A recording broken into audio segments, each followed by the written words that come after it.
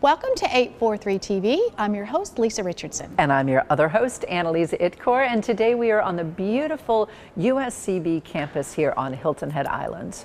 Up first, we've got Jennifer Ray, Planning and Special Projects Manager here for the town of Hilton Head Islands. Next up, we have Denise Spencer, President and CEO of the Community Foundation of the Lowcountry. And to cover one of my favorite topics, food, we have Ariana Pernice. She's the Vice President of Hilton Head Island Bluffton Chamber of Commerce Visitor and Convention Bureau. That's a mouthful.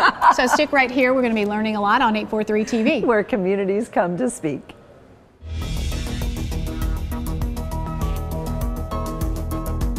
.843 TV, where the Lowcountry comes to speak.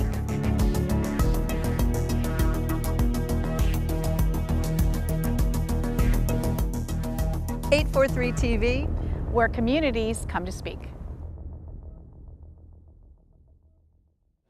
Welcome to 843 TV. We have a really interesting episode today talking with all different aspects of the town, and we're located today at the beautiful new USCB campus here on Hilton Head Island. Now I'm delighted to welcome Jennifer Ray. She is the Planning and Special Projects Manager for the town of Hilton Head. And I find it interesting that here we are in this beautiful new location whose purpose is to generate a rising generation of employees here on Hilton Head. It's also going to create some new jobs here on the island. And it sort of brings up an what feels like an age-old issue here, which is workforce housing. Yes. I mean, we've had this topic of conversation around for years now. And would I be wrong to say that it's something of a crisis topic? Yes, it is. I'm not sure about crisis level, but it's definitely really important to the town and to town council and to all of our residents here. Now, why specifically is the town interested in being involved in this workforce housing issue? Well, as you all know, Hilton Head is an amazing place to live, to work, to raise a family, to play. All of our residents and our guests have come to appreciate and expect a high quality of life that we offer here.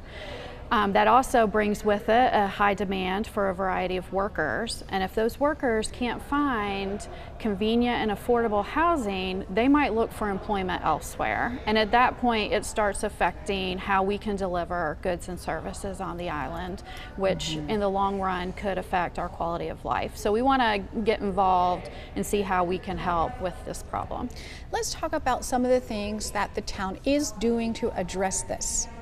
We have been really doing our homework over the past year or so. Town Council made this one of their priority projects. You know, every December they have a workshop and identify some hot priorities. And in late 2017, workforce development, so that included both housing and transportation, was one of their priorities. And so staff really got busy in early 2018 with doing a lot of research. We looked at best practices and what people were doing around the country, because this isn't just a Hilton Head problem. Right. It's a regional problem, it's a national problem. So we brought in people in conjunction with the chamber. They hosted the Unite Summit.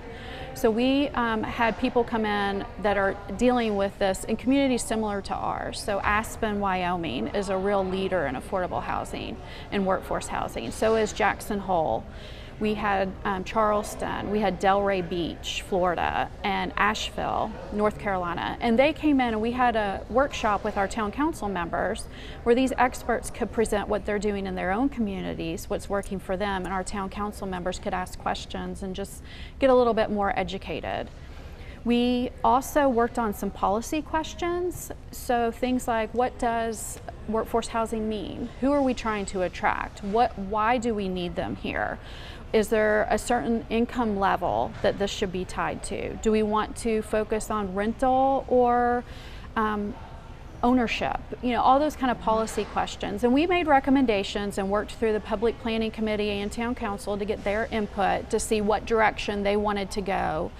We also hosted some focus group meetings. We had one where we brought in developers, builders, bankers, real estate professionals, people that need employees, people that are having trouble with us, and got their input. We also brought in advocates, so Habitat for Humanity, the Housing Coalition, different people that provide the service or know the importance of it. So we really did a lot of homework. It sounds like it. And then saw the need for a consultant, to assist us. So we put all of our homework together and developed an RFP to hire a consultant to prepare a workforce housing strategic plan.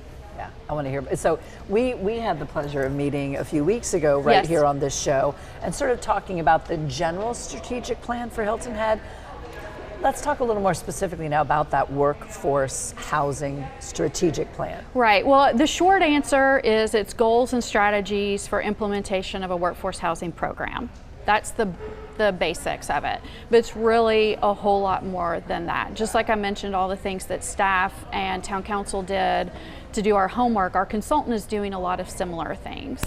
The county hired their own consultant to prepare a housing needs assessment for the whole county. And so our consultant, Lisa Sturdivant and Associates, I should mention her, in conjunction with Clemson University, they were hired to prepare this plan, and they did a needs assessment specifically for Hilton Head Island. So not just countywide, but what are the real needs here on the island? How many units do we need? What's the rent levels that are needed? She's also doing best practices, but looking at pros and cons specific to Hilton Head. So if Charleston has a certain program, making a recommendation, would that work for us here, or is there a reason why we shouldn't consider it? Got it. She's been doing a lot of focus groups, but she'll also look at financial strategies, look at short, long, medium, and long-term goals. And a lot of people think long-term is 10, 20 years down the road. We're looking at 1, 3, and 5-year goals. So really pretty immediate.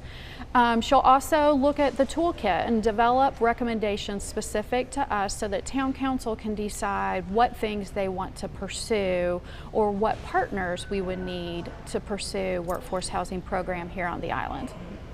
As we wrap up, let's personalize this a little bit. If there's folks watching and they're saying, how does this affect me? Yes. I live here, I'm not in the workforce. Share with us why it does affect them. Well, it does affect them, because say you have surgery and you need a home health aide after surgery.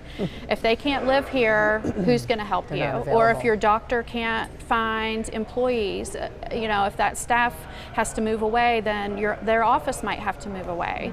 The people that serve in the restaurants, the people that take care of your children at school or in daycare, or your grandchildren even, or that maintain the lawn, or that keep the lights on when we have big storms. Right.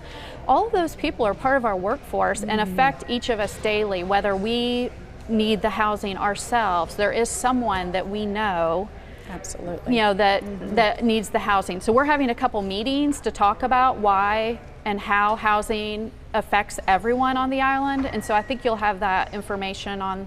It's probably right there on the it's screen on the as we're screen, talking. so. Yes. Excellent. Well, there's so much to talk about this very important subject, so stick around. We're going to be talking with some other folks here on 843 TV.